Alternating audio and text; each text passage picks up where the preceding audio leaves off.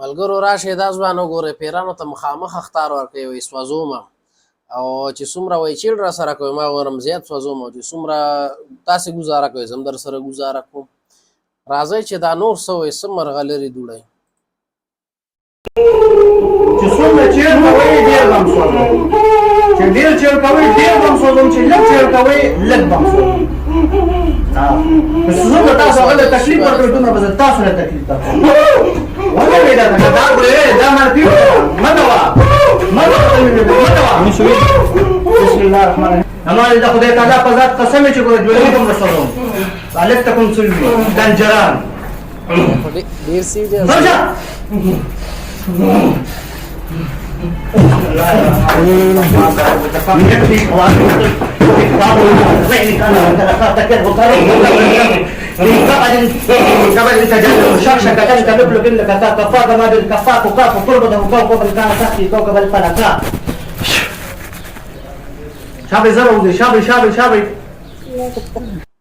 ډېر زیات مطمئن ښکاري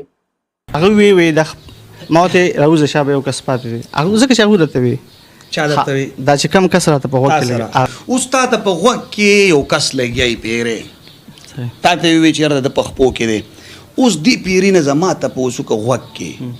پټه پرده کې ته پوښ وې دا سوق دی چې د تا ته سوې زه ته تاسو یا وی دا څنګه نماینده دی نو باقي ګورین الله تعالی ما ته علم نشته وی درته غوږ کې باقي د نوم تاسو مې ته بشابه هیڅ شی نه لري پیران میران نه لري وای نه صحیح ده وای نه وای نه ما چیک کا په ما شته کې نشته بس اوس شیر بیا به تولې شو اچھا به تولې شو بس ګوره خدای دې هغوی له سزا ورکړي چې ما ته غلطه اطلاع راکړي باچا خدای دې تعالی سزا درکړي چې پیریان بدنامې اوس د دنه سونه پیریان تا پاسول یاره والله مو حساب نه کوو لکه هغوی به وي دا دومره کسان ته دومره 50 پیریان 50 ته پاسول 50 پاسول او څه شو 50 شو دا اوس یو اخیری پاتې وکنه کوم د اوبه دې پاسو الګ پیریان نه باندې پیریان په ما باندې اکټینګ کول پیران نو پیریان نشته هغه په ما نشته نو بس دا اوس دوی ته پته والله ته پته خو لکه نه ما ګوره هغه لکه منګم وای چې علم غیب خو الله تعالی نه دی ور کړی اوس الله ته پته ده او د ته پته ده صحیح شو بالکل تاسو وی چې د باندې خپو باندې 50 دارور وی چې د پاسولو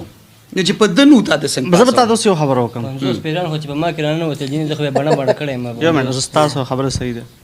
زه اوس تاسو یو خبره کوم لکه نه ګوره ماته وی چې انډو کې یو پاتې د زمای پاندو به تکلیف ویل کې یو پاتې لکه زه خو دا یو مې زه خو لکه دا غوي په وینا لګم تاسو روي مخ کې شیطانان ها سو شیطانان بس یاره خدای دې تباہ برباد کی شهر سو ماش مارلې نه یو څوک دې خدای تباہ برباد کی چې دا کوم شیطانان یا هغه به در باندې غلط کارونه کول جی او دا اوس مسلمانان